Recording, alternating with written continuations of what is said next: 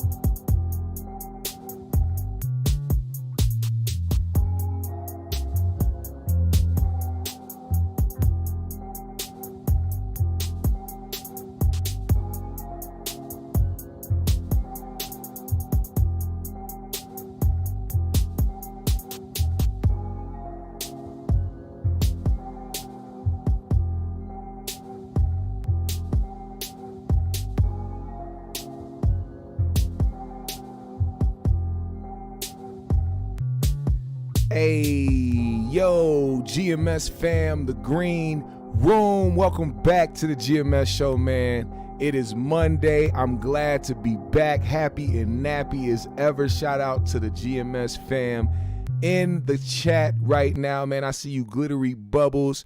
Who else, man? Nolan Powers, Ronald Harris. We got Flex. Let me see if I can read this right. Flexin' Texan. I'm pretty sure I got that right. Justin Furlow, Pro Meet Co, C Mo, Will Stumbling. What's going on, GMS fam? Man, I'm glad to be back. You know, we start out every show with peace, love, positive energy, good vibes, passing it forward, hoping that you pass it along as well. We're going to have a good show today, man. We got a lot of things to talk about, and I think now we are in a space where even given, you know, surrounding everything that's happening with Kanye, whether you agree or not, man, I think we're getting back to a space where people can really have their opinion and say what's on their mind, and regardless of, you know, public opinion or how people are going to take it or if people agree or not, I definitely encourage people to speak their mind and not be performative. Now, I'm not saying go full Kanye, you know, because, I mean, he's doing his own thing. But I encourage everybody else, you know, to speak their mind and not hold back just because of what you think public perception would be or what you think, you know, somebody else might feel. A lot of this shit that's going on is fake outrage, man. It's fake outrage. A lot of these people don't understand that what they're talking about is, or what they're mad about is shit that they're being told to be mad at. You know what I'm saying? Like, think about it. The more you see posts about a certain issue, and however many people, you know, agree at the same time or have the same opinions or echo the same sentiments, you're gonna try to follow along with that because it's a herd mentality. You know, this shit goes all the way back to high school, man, and how clicked up people were. You know, certain people acted a certain way so they could hang around certain people, or certain people said certain things so they could be around people, or they wanted to be in with certain people. This isn't that, and we all know that as we got older, none of that shit mattered at all. So it's still that type of mentality on the internet when people bring up certain situations. Like, you know, Akon, he just had to go on the internet and basically correct himself, even though what he said about Kanye was very clear. It was very clear. He said he didn't agree with what Kanye said, but he supports people having their own opinion. You can't get more clear than that. So when people try to be like, oh, he's taking up for Kanye now and he's not demonizing Kanye and blah, blah. It's like you stop expecting people to react just like you. Stop trying to have people do, say, and act the exact same way as you and hoping that you can be comfortable in life when that's not the reality. People want to be so comfortable with everything, that their ideas and their opinions and the things that they believe and the things that they do. They do not want anybody else to think differently. And I think the way that social media has been set up, it's a guarantee that we're going to get to that point, which, I mean, here we are now. And, you know, piggybacking off of that, the stuff we're talking about now with this Boosie and Gabrielle situation, man. Gabrielle Union decided now, out of all times, that she was going to go and respond to the things that Boosie has said about her stepdaughter, Zaya Wade.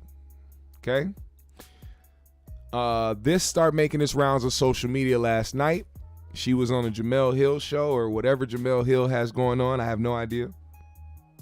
But she was on the Jemele Hill show, and the subject of Zaya Wade came up, and out of nowhere, she decided to, you know, call out Boosie. Now, this could have been something that, you know, me from my standpoint, like if I'm in a relationship with somebody, especially if I'm married to somebody, it's not even about whether or not I think you can hold your own, but I think it's important that the man in a relationship deals with another man that is disrespecting or stepping over the line when it comes to my family. Now, here's the thing that people forget. See, one thing comes to mind, and you may not think it's going to be this serious, and I don't think it's going to be that serious at all. We're talking about two different walks of life. We're talking about Dwayne Wade and Gabrielle Union over there in their little Hollywood, you know, rich, you know, glamorous, fucking, you know, whatever the fuck type of life they live in. Then you got Boosie, who is a rich hood nigga who will not take any type of disrespect. Now, with this whole situation,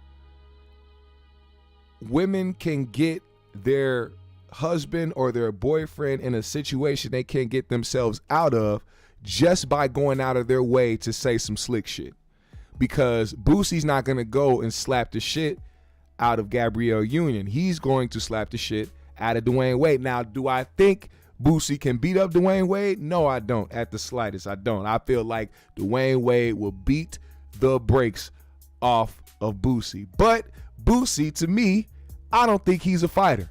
So we're not talking about fisticuffs today. And we're also not talking about shooting, because that's not, it'll never get to that. It'll never get to that. But sometimes when you're in a relationship with somebody, you got to check your girl sometime, be like, yo, let me handle that.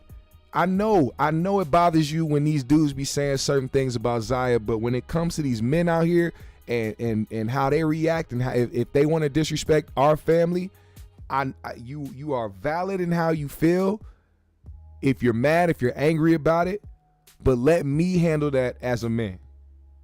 But she went out of her way to do this. Take a listen. Yeah, this is why I love Gabrielle. So far, so good, you know. Sorry, Boosie.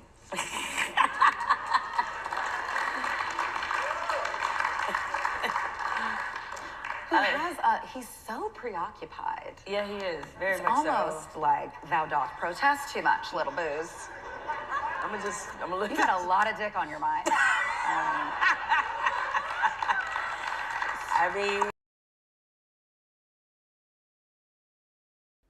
So does Zaya Wade.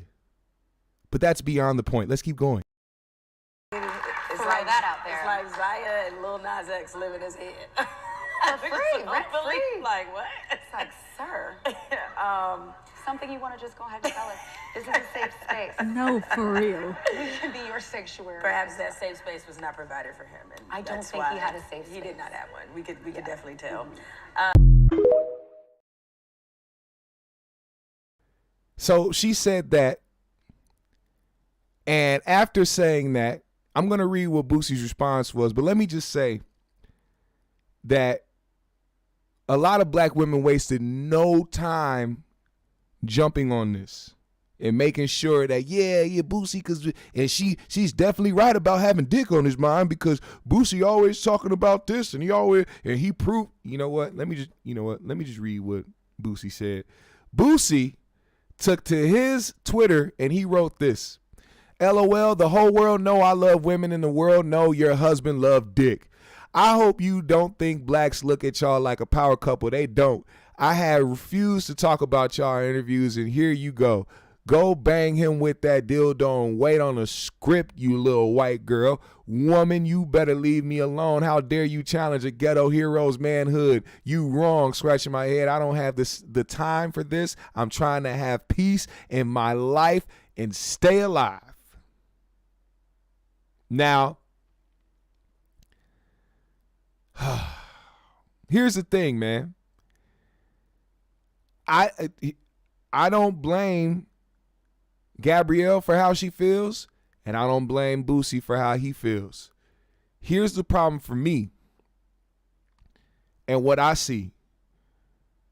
Zaya Wade's mother, biological mother, who gave birth to Zaya, has a problem with what's happening with Zaya Wade.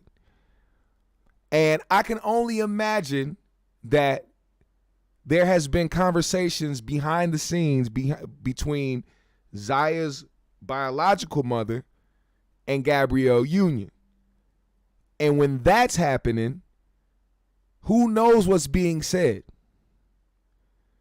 We only heard for the first time recently in the past month or so about Zaya's biological mother, Dwayne Wade's baby mom, having an issue with this whole process and this whole transition with her child.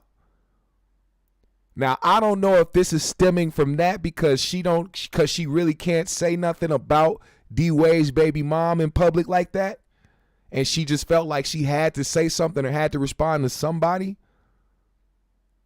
But Boosie as a father, I feel like that is where he was coming from, and the simple fact that Zaya Wade is a child at the end of the day.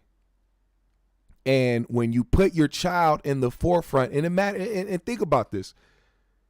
Answer this question, chat. Did Dwayne Wade and Gabrielle Union, did they have to put their child on Front Street? Did they have to put Zaya Wade's situation out there? Did they have to do that? Did they couldn't wait to deal with this internally as a family to actually see if this was what their child wanted? Or did they just say, you know what, this is going to be good for other children that want to say that they feel a certain type of way or that they identify as X, Y, and Z? I think it's fucked up, in my opinion, not because of the fact that it's, you know, the LGBTQ community, but simply because it's a child. And what I've been seeing lately is other trans individuals coming out talking about how they can't, you know, or they want to go back to who they once was, who they originally were, and how they regret trying to transition, or they regret this and that. Now, I'm not saying this for most or with all, but the fact that I see things like that opens up the possibility that things may change for Zaya Wade later on in life, and there might be a big amount of resentment towards Dwayne and Gabrielle for thrusting Zaya Wade into the public the way that a child, it's hard to explain. Like Zaya Wade, when Zaya becomes an adult and starts really thinking and processing things and having logic and understanding how things work in society, Zaya Wade might have a resentment towards Dwayne Wade and Gabrielle Union for pushing this and not letting Zaya have the opportunity to sit back and really, really think about this decision as a child. Now, here's another thing I don't like about this situation. It's very typical, and I don't get it, because with all this equality talk, with all this shit where people want to, you know, not use certain language or not try to use the LGBTQ as a weapon or anything like that, it sure is easy for people to use being gay as a diss. Think about that. LGBTQ community want to be looked at as equals. They want to be treated fairly. They want you to understand them. They want you to this, X, Y, and Z. But as soon as somebody like a Boosie comes out and says something, or as soon as somebody like a Dr. Umar goes up against a Giselle, Hope, or whatever the fuck, then the motherfuckers want to start calling dudes gay or saying that they in the closet or they secretly this and that. So what is it? Is it bad to be gay or is it not? Are y'all actually proving these people's points while trying to diss them? Now, I do understand when it comes to people who overly talk about the shit and go out of their way just to talk about the LGBTQ community. Trust me, I know. Trust me, I know. There's definitely people out here who go out of their way, who think about the LGBTQ community when nothing is even going on. They just woke up that day and decided, you know what? I want to say something about the LGBTQ community because I'm just that type of guy. Those are the ones that are, in my opinion, are on the down low. When something happens in the public with public figures and people react to it, it's different.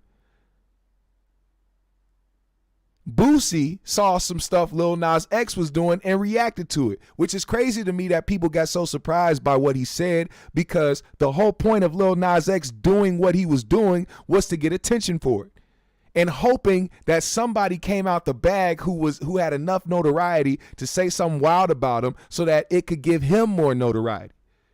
As a matter of fact, I don't even think Lil Nas X is gay. I truly don't think he. And please hear me out on this, because I think that it was beneficial. I think there's a lot of people out here who will do anything for fame, money, whatever, and they don't have to necessarily be something to act that way. And they don't care about the moral high ground, or they don't care about what people may think, because there's enough people that will support it for them not to give a fuck. And he saw what was going on with Lil Nas X. He reacted. Y'all threw Zaya Wade into the public and was going out here telling people about how Zaya Wade felt and how Zaya's this, and putting Zaya out here to give statements and showing Zaya off as a young girl. You don't think somebody's going to react to that? You're lost. You're sadly mistaken. Somebody is going to say some shit about that, regardless of who it is. And guess what? Boosie was the one to say something about it. If y'all don't want nobody to say nothing slick about your children, keep them off the internet. This is not a must. That's what people don't. That's what people don't understand. It is a must. It's not a must to put your children on the internet. It's not a must to throw your child's life at the public when you are a notable figure. It's not a priority. So when you do that, you make a choice. And when you make that choice, you don't have this safe bubble that protects you from scrutiny or from people talking shit or from trolls or anything like that. Nothing at all. And I don't think these parents understand that, because they care way more about the notoriety and being pushed into the forefront and getting more opportunities to make bread than they actually do the longevity or the actual long-standing consequences and repercussions of their actions. I sincerely believe that Zaya Wade, later on in life, there's going to be some big interview, some big tell-all, something is going to happen to where we're going to hear why this is going on. And I say this specific instance because it's just, I can tell, man, like things be off to me. It's just certain things be off to me. And to like, I don't know, man. And I think, here's my other personal opinion. You know, There's gay, lesbian, trans, whatever whatever the alphabets are, right? But I personally believe that when it comes to the trans community, throwing children into the mix, to me, is a little pedophilia-ish. And and this is not me saying that, by default that trans people are that type of person. I'm just saying I've seen things. I've seen these commercials. I've seen these TV shows that they've come up with, drag shows that involve children, all types of shit. Why are we worrying about, and when we say trans, it's short for transsexual. It's also short for transition. Why are we talking about 5-year-olds and 8-year-olds and 10s and 12-year-olds transitioning and changing the sex of changing who they are? Why are we talking about that? To me, it kind of feels like a over sexualization or just a sexualization period of kids. And I don't think that that's a road that we should be going down. But I can't speak for a community I'm not a part of. And on top of that, if I bring this type of question up to somebody in that community or just on the internet, period, then I'll be labeled transphobic. The same way as if a Kyrie says, I know who I am, and tweets up a link and people call him anti-Semitic, without actually looking at what's happening. Now, to speak on the people who regret it, I'm not gonna try to dive deep into their thoughts and and the way that they feel and the things that they do. But it bothers me because it lets me know that part of this is it's not real to some. It's a trend to some. Things are trends sometimes, and I think it got trendy for some people to join a community that they're not really a part of. And to see certain individuals, especially from the trans community, say that they regret transitioning, it makes me feel like a lot of people are being pressured to do certain things. And who's the most impressionable humans on earth? Children. Who gets the most influence on this earth? Children. Who is quick to follow and not lead? Children.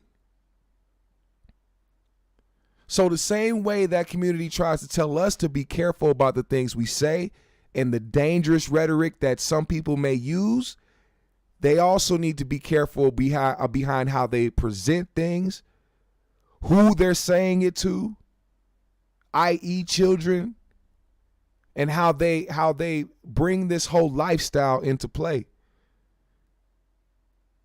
It's nothing we can hide from.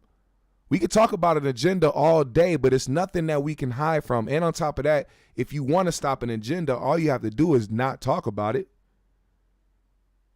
This day and age, an agenda has to be led by a lot of voices, and a lot of people have to catch on and have to talk about it for it to really be an agenda. If we don't talk about certain shit, it'll die out. And I think this situation between Boosie and Gabrielle Union, and D Wade and them, that ain't gonna go nowhere. It's not gonna go nowhere. I don't think there's gonna be much of a back and forth after that, especially with how Boosie responded, because clearly Boosie is not afraid to say shit to nobody. And on top of that, I ain't see. And here's another thing too, man.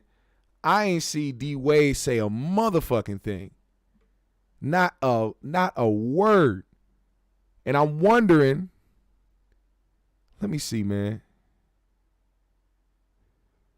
Let me see.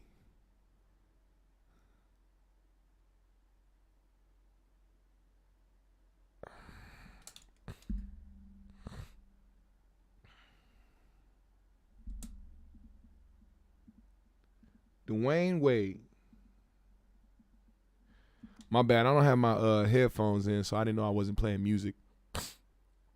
But does he not have an Instagram anymore?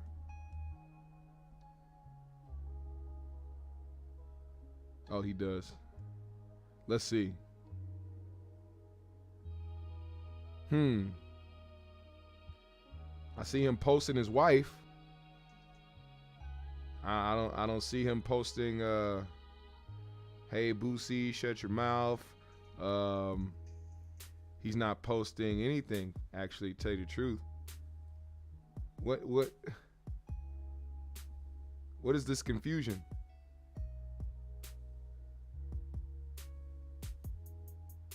I wish I wasn't looking at this, man. Cause he's posting some sus things right now. Oh, what the hell is this? All right, I'm sorry. I'm trying to see if this fool responded, and all I saw was a bunch of moistness. Now, oh, fuck. Now, what happens when the actual mother? Here's what's important to me. I want to know this. What happens when the mother, the biological mother, the woman who birthed Zaya Wade, what happens if she disagrees with how y'all running the show when it comes to their child? And because now here's another thing that people need to keep in mind. Zaya Wade knows that Zaya is very popular. Zaya knows that I don't know how to address Zaya besides saying Zaya. Zaya knows that Zaya is popular.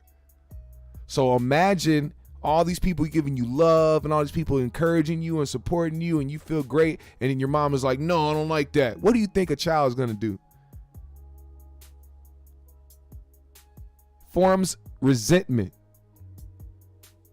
Zaya's not hearing logic or common sense. Zaya's hearing what they want Zaya to hear and go by, and not thinking about the longevity of the whole situation.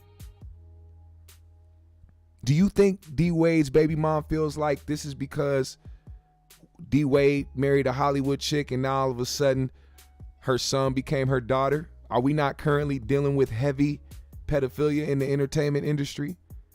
Do you think that she's afraid that her child is going to be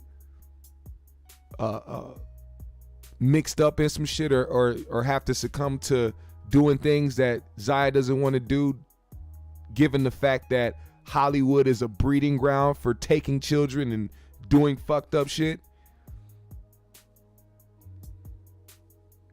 Because I don't know how much of protection D Wade and Gabrielle have of their child when they're letting their child do anything. Look, here's the thing, man. It's misconstrued because I support people being themselves. What I don't understand is allowing a child to make a life-altering decision.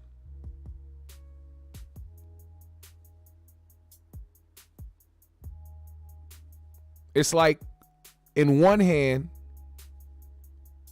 society will say you're too young for something, and in the other hand, they say you're just old enough to make life decisions. I don't get it. Which one is it?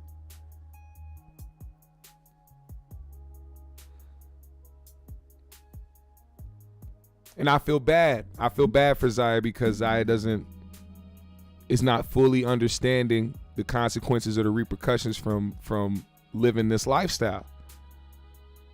You're thrusting a child into something that they don't know about. Zaya's perception of whatever LGBTQ is what Zaya sees on the internet. I'm sure they don't have Zaya going to gay parades and shit like that.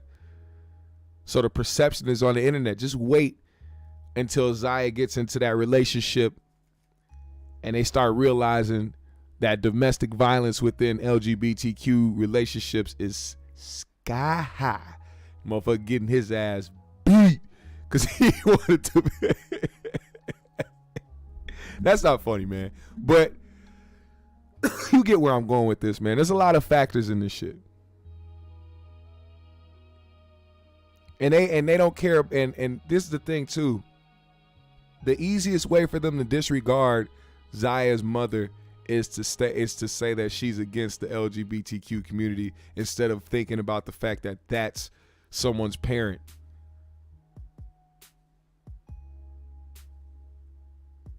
It won't dawn on people because people are so programmed to use these key words against people off of literally nothing. There's no motive. There's nothing to label them.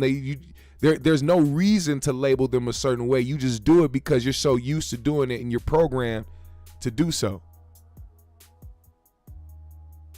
I want, and like I said in the beginning of this show, people to think for themselves, but use logic, man, and use common sense. And when it comes to logic and common sense, while we move on to the next subject, I don't think people are really using that with this Deion Sanders situation, man. And I think we're very quick to call somebody a coon or a sellout when they don't do what we want them to do. Here's the thing. To me, this conversation surrounding Deion Sanders could be valid if he had the choice to go to a HBCU or go to one of the top, colleges. You know what I'm saying? Go to what do they call them? P5? Go to P5 college. What if he would have said, you know what? Fuck trying to help out these HBCUs or help out this college, turn around and do something special for the school. I'm going to go straight to the white folks and let them pay me and not leave a legacy behind at Jackson. And in my opinion, I feel like his when you talk about resumes speaking for themselves, I think he set a nice blueprint. See, people want other people to do things for the rest of their lives. It's not how things work, man. People still have to live their lives, and there's not too many people out here trying to make a change. That's another thing people forget about too. There's not enough people out here trying to actively make change. Most people just go to the internet to talk shit and say what they would do or wouldn't do, but won't actively go and do some shit to create some change. You got somebody that went out and did it, and then when he decided, hey, I did what I had to do, I feel like it's time for me to move forward, I set the blueprint for other black coaches and black players to look at it, to actually value HBCU colleges to the point where kids was lining up to get ready to go to Jackson State. I feel like I did my job. And a report came out, said a bunch of kids dropped out dropped out from going to Jackson State because Deion Sanders is leaving. If I was those kids' parents, I would be on their ass.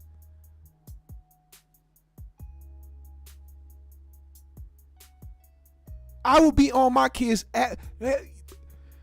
You did all this work to play football, not so that you can be around Deion Sanders. What the fuck is wrong with you?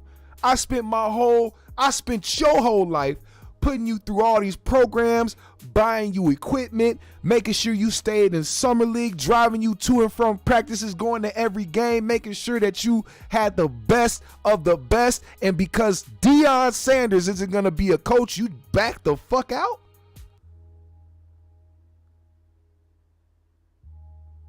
That's some weak ass shit to me.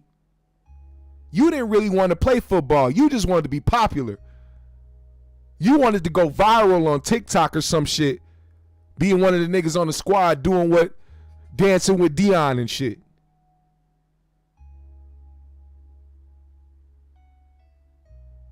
That's what I look at that shit as. You ain't making no statement.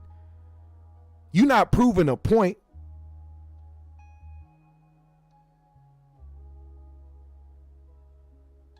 So, in my opinion, man, I think Deion's doing what's best for him and his family, but also he didn't just think about himself. He helped that team win their first champ. Look, I don't have to say it. You can look at it for yourself. Deion's salary was $1.2 million over 4 years. That's $300K a year, and he gave half to improve facilities.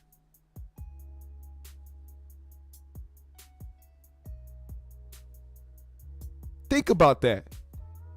Not a lot of coaches do that shit, especially if they know that they're not actually getting paid what they deserve to get paid.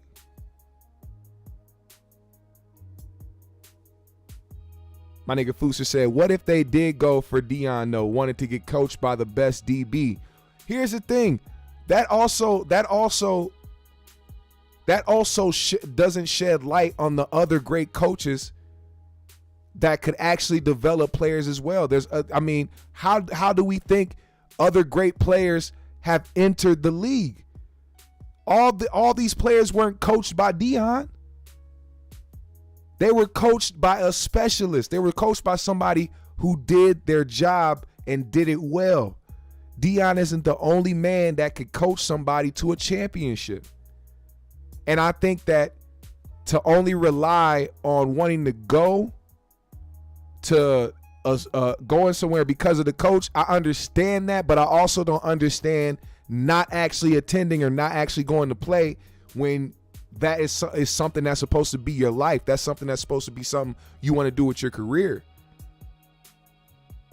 You know? And now here's another question. Say you want to play for Deion and you mad that you can't no more because he left. Now where you gonna go? But you not gonna perform, you're not gonna play at your highest level, and you're not gonna be able to perform well because you're not with Deion Sanders?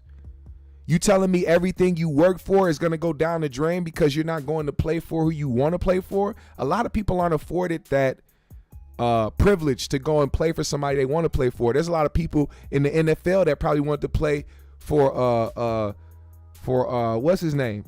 Coach for the Patriots. Is it Belichick? I forgot his last name. But you get what I'm saying. Like, you're not gonna always get what you. And that's the matter of fact. That's these niggas' first lesson in life. You're not always gonna get what the fuck you want in life. You are gonna be hit with obstacles. You're gonna be hit with setbacks. You're gonna be disappointed time and time again. It shows more to your character whether or not you continue on and you push forward and you actually work on achieving your goals and succeeding in that avenue instead of giving it all away because you wanted to play for a certain coach.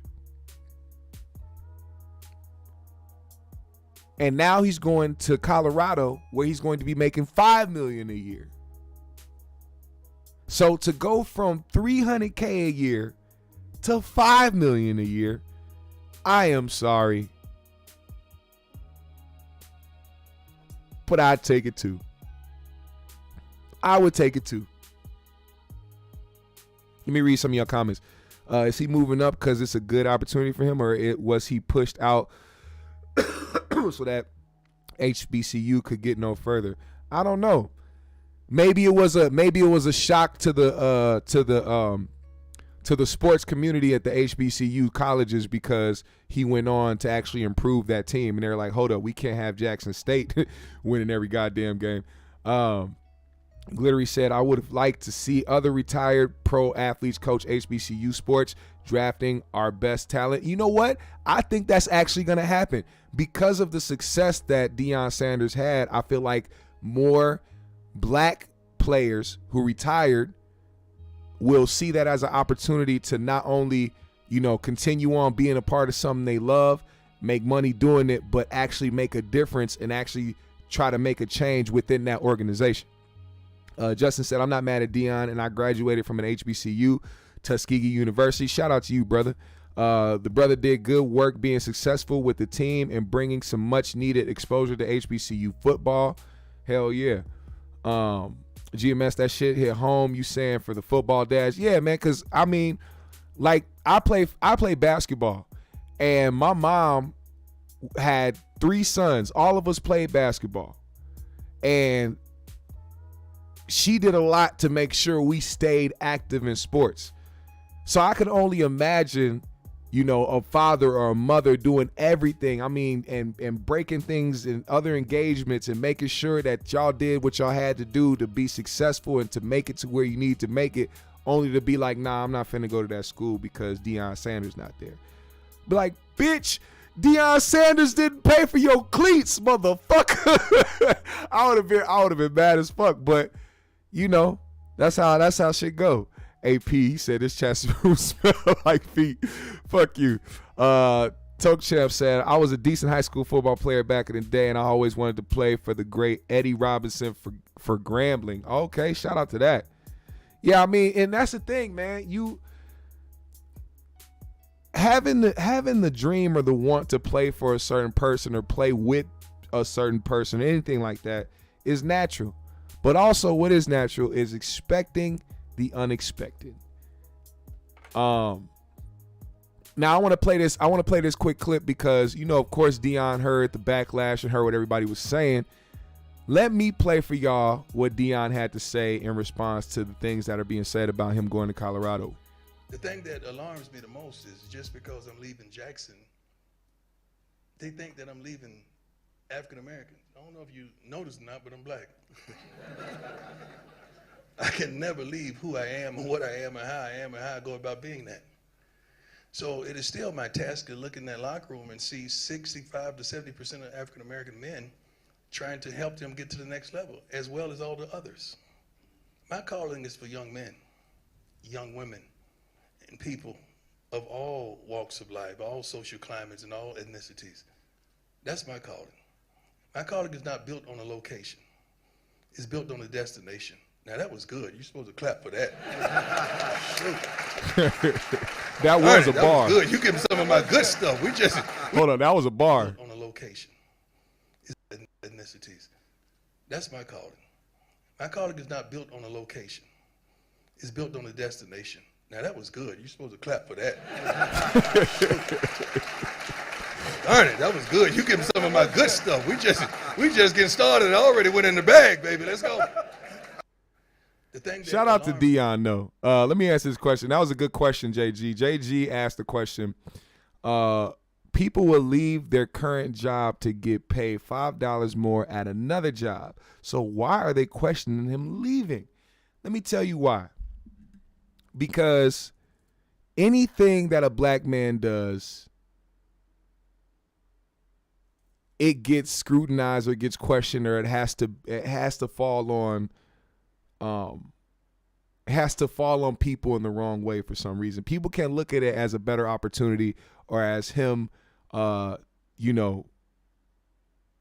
being like, yeah, I did what I needed to do over here. Let me go ahead and continue to elevate. Because I mean, at any job, here's another thing. At any job, your purpose is to move the fuck up and get in better positions, make more money, be able to create more opportunities. This is what the purpose is. His purpose also included contributing to the school.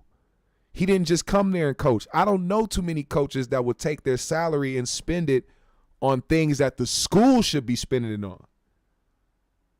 The school is supposed to be paying for better facilities. The school is supposed to be paying for anything, any improvements of their football team. It's not up to the coach. He's employed. But we're talking about somebody who not only gives a fuck about the game, but actually gave a fuck about the players. You know, it's funny. Me and my guy Fu were just talking about our old head coach here for the Vikings, Zimmerman. And how the dynamic between him and Kirk Cousins was off.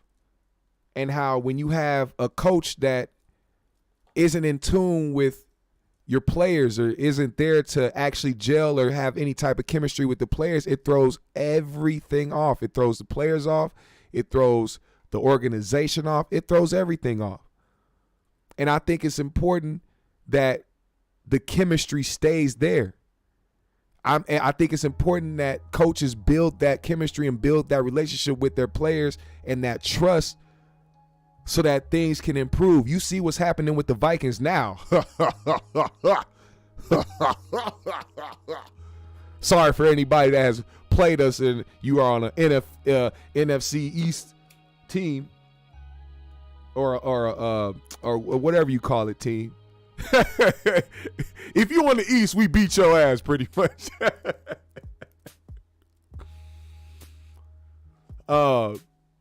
And I think it's a testament, man, for and that goes the same with the Bulls, and Phil Jackson. Phil Jackson was a calm nigga. Phil Jackson, he put his legs in a pretzel when he talked to his players. That's zen right there. That's calm. That's poise. You trying to get through to your players. You trying to actually build something. You're trying to build a relationship. You're trying to build a stronger bond with the people you're going to be around most of the time through the year. And I enjoy it, man. I really enjoyed seeing the videos of Deion and his team and, the university and different things like that, man. And it sucks because as a black man, you can do so much. And this is a perfect testament right here. This is a perfect testament, man, especially with the people that talk about, black men being expendable, big forehead ass bitches on the internet talking crazy about black men and how black men do this and that and how we get praise and try to ignore the fact that we are the most targeted out here.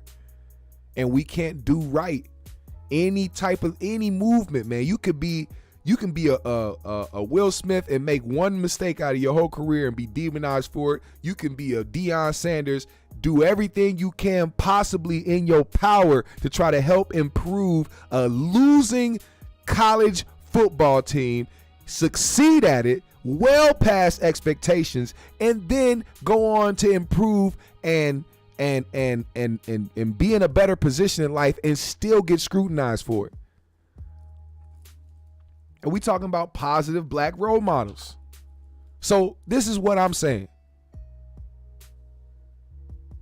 I'm not going to go out my way to call Deion Sanders a sellout or any type of shit like that. It's over for that type of shit when it comes to people, especially positive black role models, not leaders, because I don't think we really have any of those yet.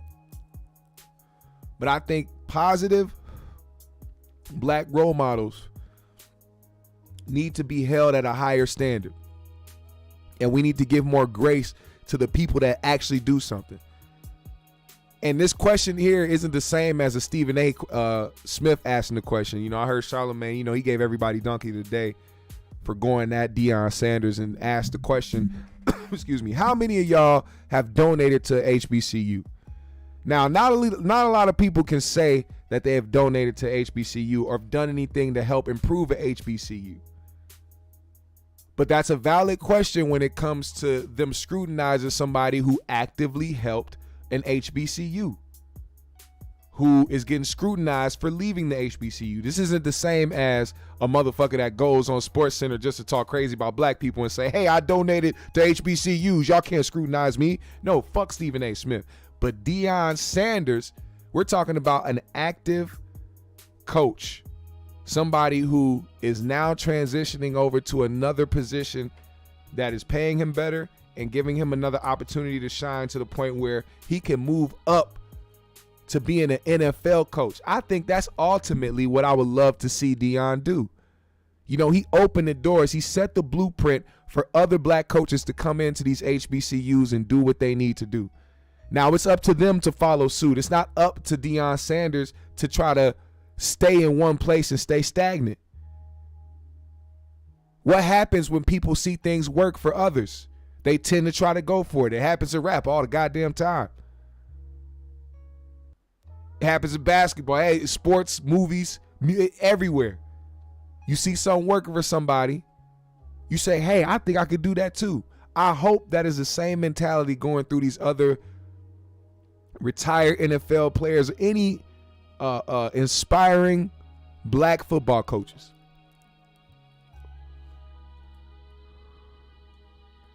That's how I feel about this situation. So I think we got to give Deion a little bit more grace and a little bit more love, man. Ain't no need for that. Also, I seen this video going viral, man. I got to speak on this real quick because it's bothering me. You know how many viral videos I've seen of people going into high-end white brands and getting mad because they get treated like niggas?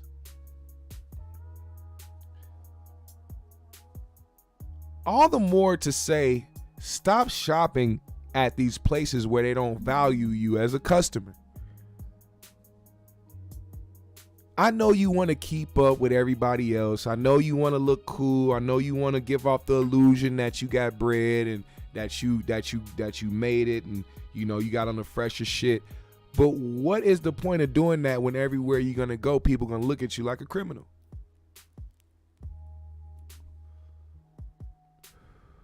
Then y'all whip out your phone to try to record it so that everybody can see the racist motherfucker who did you wrong, when ain't nobody gonna give a fuck. Especially the person on the other side of the camera. This is what they do. This is normal. I seen one, and now this ain't no high-end clothing store. This was Lids. This is a different story that I'm talking about now, but he went inside Lids with a bag. He just bought a Supreme jacket, and then he went in Lids to try to buy a hat that matched his outfit. He was accused of putting a hat in his bag, and he didn't like that and told the white lady, yeah, you tried to, no, I want to wait for security. You tried to accuse me of this. You tried to do that. And she just yelling, get out of my store. Get out of my store. Look, man, this is not a surprise to nobody. Give it a rest. Go where you are celebrated, not tolerated. We got to end it. Also, one more thing. Give me a yes or no. I wanted to put up a poll, but I'm not going to do all that because I don't want my shit racist at Lids. I don't want my shit to glitch out. So I need y'all to participate in the chat, man. All I need is a simple yes or no from the chat before we get out of here, all right? Here's my question to y'all. Should we ignore Ye or not? Answer that question. Yes or no question for the chat. Should we ignore Ye or nah?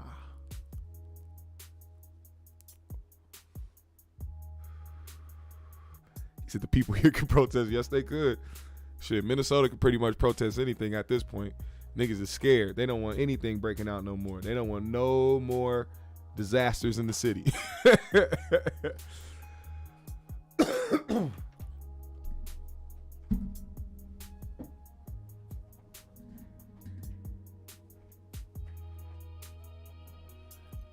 I see a no. I see a yes. I see a no. I see a yes. I see a no. I see a no. I see a nah. Fu said who? I see a no. I got to count y'all no. So make sure if you're in the chat and you hear what's going on, y'all put a yes or no in the chat. Should we ignore Ye or nah? He said Lids, bro. I thought Lids was the nigga store. There's a big white girl was in there talking about some.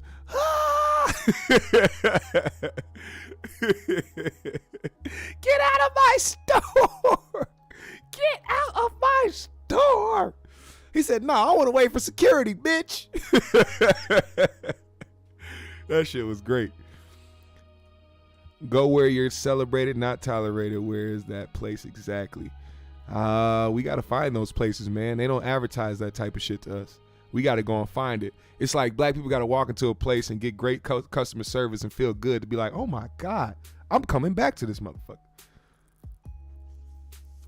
He said he bipolar, let Ye be. Glittery said, ignore that nigga. He's that bad little fucker in the grocery store. If you ignore him, he'll feel stupid. I got more yeses. Josh says Kanye and Trump has been ignorantly correct for the last 6 years.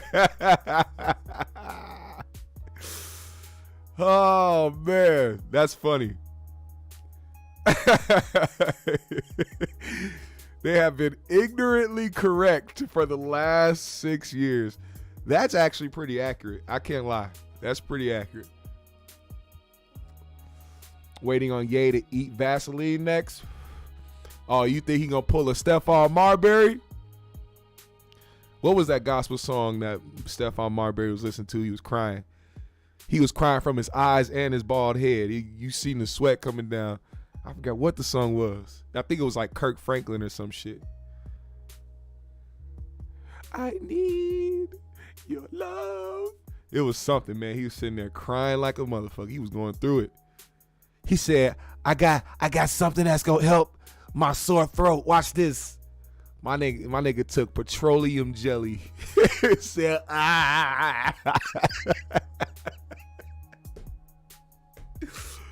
Stephon Marbury was wildin', yo. He is fucking wildin'. He was eating petroleum jelly on camera before the internet was really a thing. Before going viral was a thing. This man was, before eating Tide Pods was a thing, chat. This man was eating petroleum jelly. Trying to fix his sore throat. Y'all don't remember that? Yeah, Stephon was going through it. Then he went to China and made some bread and said, you know what, I'm good again. I'm all right.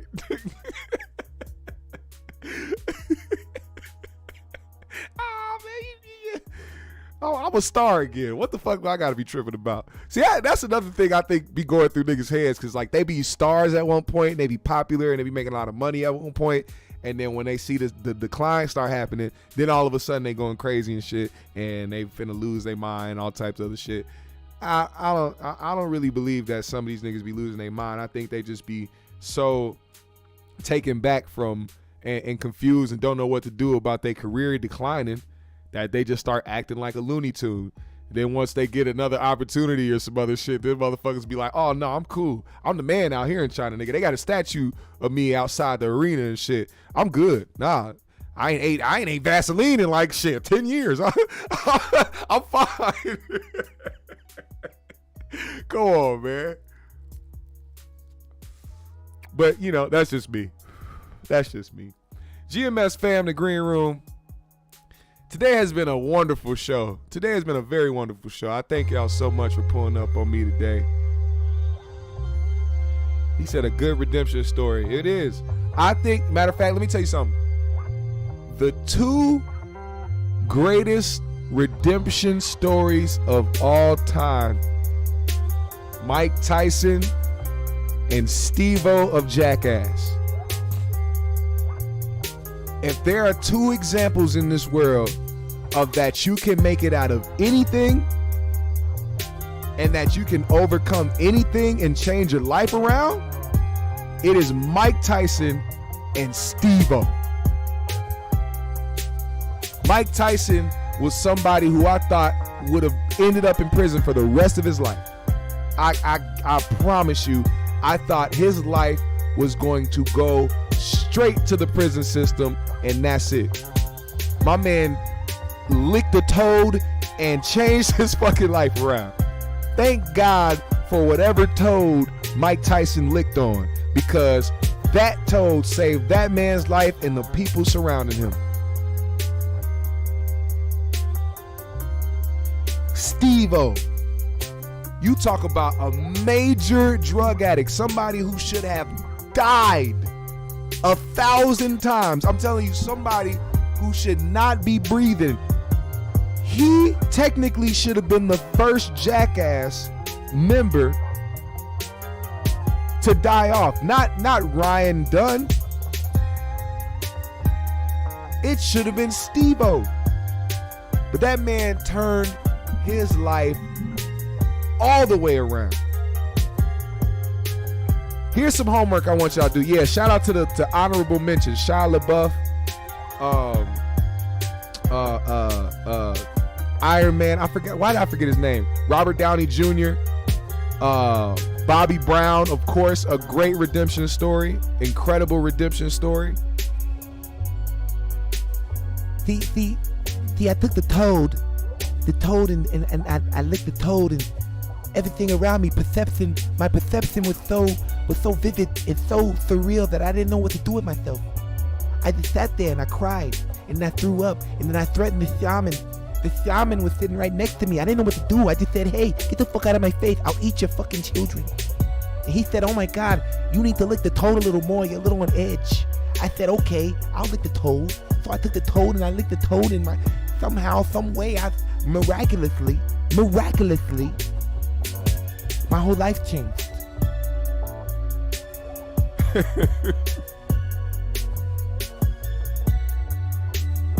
Ryan ain't catch no stray. That's just the truth. Matter of fact, Ryan would laugh at that joke. Ryan would agree to that. Ryan said, nigga, I didn't think it was gonna be me.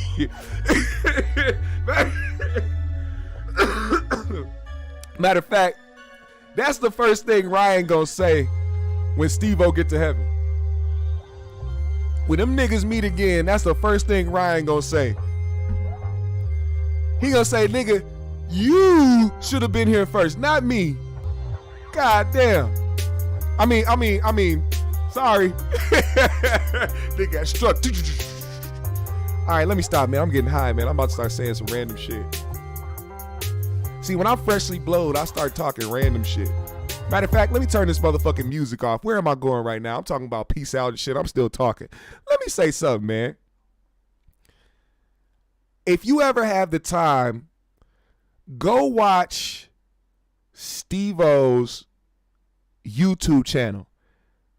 Now, you might see some crazy shit. You might see some horrible shit. You might see some sus shit. But at the end of the day, you are going to be watching a redemption story. Somebody who came through the mud. As a matter of fact, you should start at Steve-O's video with all the drugs he's ever done. Go there. It's on YouTube right now. First of all, with all the drugs he did, I'm surprised that he remembered to record everything or save every fucking tape from everything that was recorded. Like, my man really recorded his entire life. He has hundreds of thousands of tapes of just everything that he did in his life, bro. All the drugs he took, all the adventures he went on, all the crazy shit, even him by himself. Just after y'all leave here, if y'all want to watch something interesting and fucking crazy, go to Steve-O's YouTube channel, watch his shit, and you, man, I'm telling you, you're going to laugh, you're going to be shocked, you're going to be stuck. You don't know what the fuck to do, but it's great content, great entertainment. Go do that shit. GMS fam, the green room. Now I'm finna get out of here because I want to finish this joint. And I hope y'all do too. Put a GMS in the chat. Hit that like button on the way out. Follow me on my socials. I'll follow everybody back. Hit the Cash App today if you are feeling generous. I will most appreciate it. You will be helping out the GMS show very, very, very much. I appreciate you. Yeah, if you support the GMS, so please donate to the Cash App. You know, I Am Mike told you so. I Am Mike told you so. You gotta do what I Am Mike says. I'll slap the shit out of you. You wanna get slapped the shit out of? I don't think you wanna get slapped the shit out of. So go ahead and hit the like button. Follow him on his socials. Hit his Cash App and make sure you leave a comment on the video when the live is over. You know, maybe I'll have him on a hotboxing episode with me so we can talk about the toad and we can talk about the things that we want to do and smoke hella weed together, because I smoke a lot of weed to stay calm. That's what I really do. That's how I like to really maintain, you know? I talked to Evander Holyfield the other day, you know? Imagine that. You know, one day I'm chomping his ear off with my own mouth. The next year we're over there talking and conversating, becoming great friends. That's a really great friend of mine. Who knew that he would be a great friend of mine? He couldn't even find the rest of his ear, but he didn't even care. He just wanted to be friends again. He wanted to mend our relationship.